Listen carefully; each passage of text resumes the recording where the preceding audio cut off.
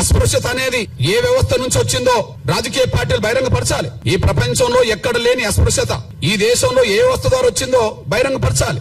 కుల వ్యవస్థను సమర్థించేటోళ్ళంటే కుల వ్యవస్థను సమర్థించిన వాళ్ళే, కుల వ్యవస్థను కుల వ్యవస్థను వ్యతిరేకించిన వాళ్ళంటే సమానత్వాన్ని కోరుకున్నోళ్లే. సమానత్వాన్ని ఈ దేశంలో కోరుకునేటోళ్ళు కుల వ్యవస్థ రద్దు కోరుకుంటారు.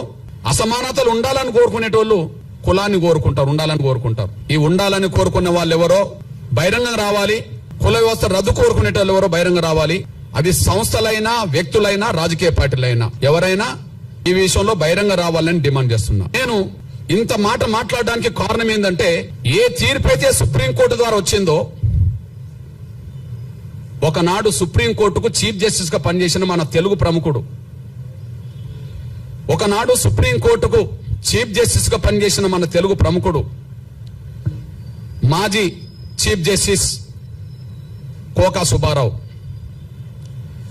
మాజీ chief justice cocoa Subbarao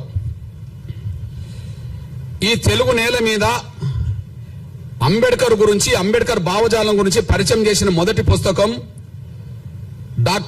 doctor ఎన్లూరి రాసింది. అది 6 దశాబ్దాల క్రితం వచ్చేసింది, ఇప్పటిది కాదు. 6 దశాబ్దాల క్రితం వచ్చింది, ఇప్పటిది కాదు. దానికి ముందు మాట రాసింది అప్పుడే. నేను ఇప్పుడు మీకు చూపెడుతున్న పుస్తకం ఈ రోజు రాసుకున్నది కాదు, ఇప్పుడు ఆ మేధావి కోక సుబ్బారావు అనేటైనా అమాయకుడు కాదు, నిరక్షరాస్యుడు కాదు. ఇప్పుడు ఇచ్చిన సుప్రీంకోర్టు జడ్జిల కంటే పై హోదాలో ఉన్న వ్యక్తి. అతను చీఫ్ జస్టిస్ గా పనిచేసిన వ్యక్తి ఈ దేశ కుల వ్యవస్థ గురించి రాస్తూ ముందు మాట, డాక్టర్ అంబేద్కర్ జీవిత చరిత్రకు ముందు మాట రాస్తూ ఏమన్నాడో ఒకసారి గుర్తు చేసుకుందాం. ఆయన మన తెలుగు ప్రముఖుడే, ఉన్నత వర్గాలకు సంబంధించిన వ్యక్తి వెలమ. ఆయన ఏం మాట్లాడిండో చదివినిపిస్తా. హిందూ మతానికి కులతత్వం ఒక వినాశ హేతువు. హిందూ మతానికి కులతత్వం ఒక వినాశ హేతువు.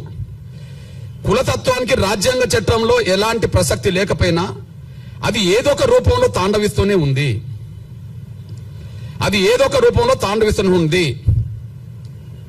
చట్టం, సంఘ సంస్కరణ అనేవి 2 కులతత్వ నిర్మూలనోద్యమంలో కలిసి పనిచేయాల్సిన అవసరం ఉన్నది.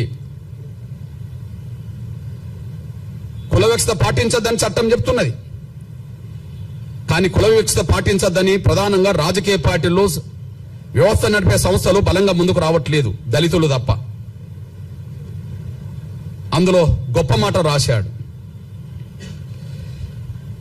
చట్టం, సంఘ సంస్కరణ అనేది 2 కులతత్వ నిర్మూలనోద్యమంలో కలిసి పనిచేయాల్సింది. అట్లా పనిచేయకుండా కుల నిర్మూలన జరగదు. అంతకంటే ముఖ్యంగా ఇంకో మాట చెప్తాడు. అస్పృశ్యత అంతం కావాలంటే కుల వ్యవస్థను కూకటి వేలతో కూల్చివేయాలి.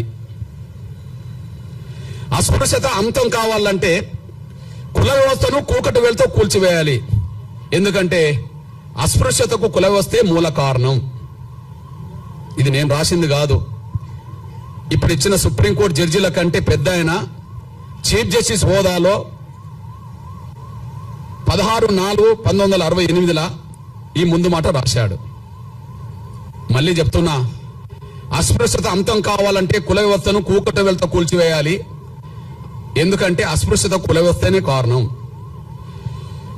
కాబట్టి అస్పృశ్యతను తొలగించాలంటే కుల వ్యవస్థ నిర్మూలన జరగాలి. కాబట్టి కుల వ్యవస్థ రద్దు అయితే పోయేదేంది? కుల వ్యవస్థ ఉండాలని ఎవరు కోరుకుంటుంటే బహిరంగ రావాలి.